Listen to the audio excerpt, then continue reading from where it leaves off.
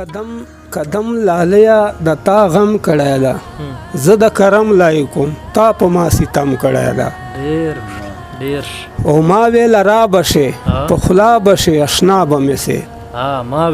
ما ویل را بشې په خلا بشې اشنا به مې سې پوه شم په دا چې تا د نه راتلو قسم کړی دی ډیر کتونکو په دې وخت باندې مشر شاعر محترم سیف الله پردیسی صاحب ناستا راجو تاسو سره خپل تعارف کوي او هغه نه بعد به یو ښکلی غزل ترنم باندې پیش کوي. ډیره مننه توراب صاحب چې زه مو دلته راغوښتلو نو ما ته مو دا عزت راکړ تاسو ډیره مننه بل احسان صاحب ډیره مننه چې ملګری یا کې ادا کوم ما ته وویل او تاسو ډیره شکریا ادا کوم. زما نام سیف الله خان ده پردیسی مې تخلص ته بیګوخیل کلی سره تعلق لرم لسم جماعت پورې مې تعلیم کړی ده او مزدوري کوو هغه کوو چې داسې هغه نه داسې مطلب دا د مونږ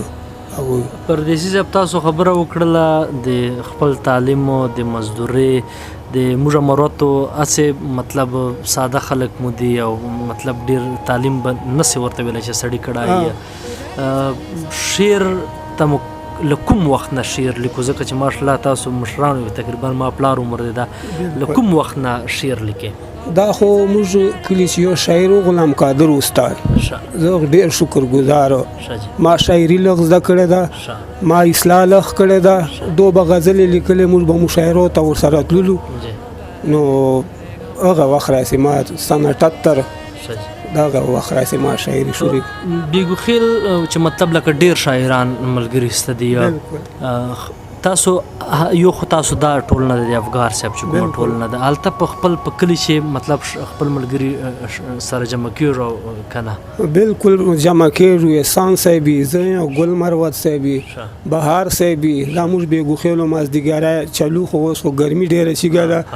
اوس لږکې پاته ده چې په واجب باندې موږ یو ملګری د اپریشن کې الله دې کامیاب کړي هغه خپاره مو د مشاعره شاته کړې ده بیا انشاءالله بیا د بیګوخیلو مازدیګری کوو. ډېره ښه خبره ده.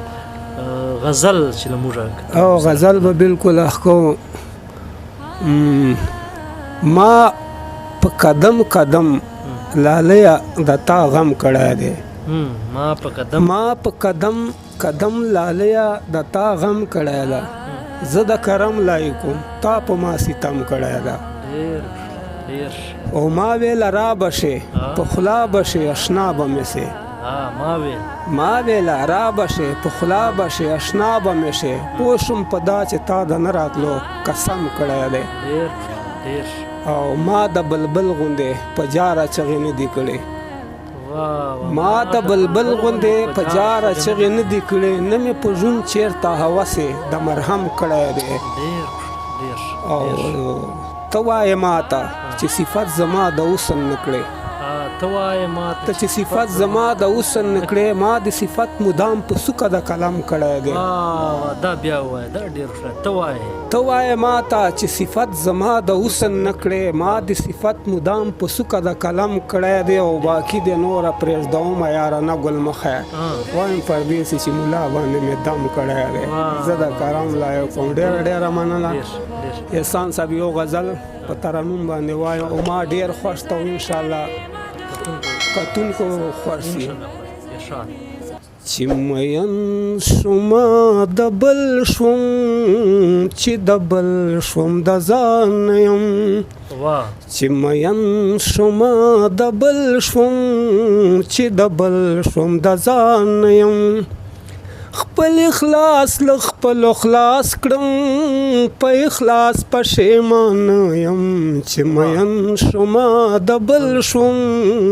چې د بل شوم د ځان نه یم ډېر داسې مره پسې ژاړه په سلګو جانانا داسې مره پسې ژاړه په سلګو جانانا زه د کلي نه روان یم څه دنیا نه روان یم زه د کلي نه روان یم څه دنیا نه روان یم خپل اخلاص له خپلو خلاص کړم په اخلاص پښیمان یم چې مین شومه د بل شوم چې د بل شوم د ځان یم ډېر ډک محفل ته په خندا شوې پر چا د سلام وې ډک محفل ته په خندا شوې پر چا د سلام وې مخ ته واړول مانا ولې زه مسلمان یم دا بیا وایه ډېر ډک محفل ته په خندا شوې پر چا د سلام وې ډک محفل ته په خندا شوې پر چا د سلام وې مخ ته واړول مانا ولې زه مسلمان یم خپل اخلاص له خپلو خلاص کړم په اخلاص پښیمان یم چې مین شومه د بل شوم چې د بل شوم د ځان یم زه په مینه کې سربیلم زه سودا د وفا نه کړم زه په مینه کې سربیلم زه سودا د وفا نه کړم کمې غواړې زه دستا یم کمې اخلي ارزان یم کمې غواړې زه دستا یم کمې اخلي ارزان یم خپل اخلاص له خپلو خلاص کړم په اخلاص پښیمان یم چې مین شومه د بل شوم چې د بل شوم د ځان یم چې د بل په خوله دې بیل کړم رانه لاړلې جانانا چې د بل په خوله دې بیل کړم رانه لاړلې جانانا ته به ډېر هغه جانان شې زه اوس هغه احسان یم ته به ډېر هغه جانان شې زه اوس هغه احسان یم ډېره مننه ډېره مهرباني ډېره مننه کتونکو دا و د موږ مشر سیف الله پردیسي صاحب حقیقت چې مطلب زه خپله ترنم کوم دا یو چیږه